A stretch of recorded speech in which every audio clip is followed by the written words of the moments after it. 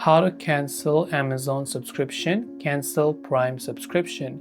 If you want to cancel your Amazon Prime subscription, the easiest way to do so would be from your browser. So open your browser and simply go to this web address bar, that is amazon.com/Amazon Prime. I repeat, amazon.com/Amazon Prime.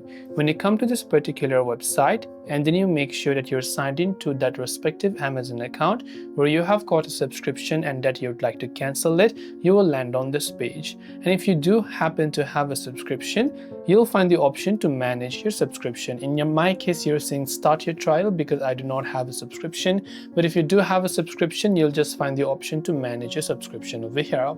And this way you can easily cancel your Amazon subscription. Hope this video helped you out. If you have got any questions, feel free to also leave them down below. As always, thank you for watching and see you soon in the next video.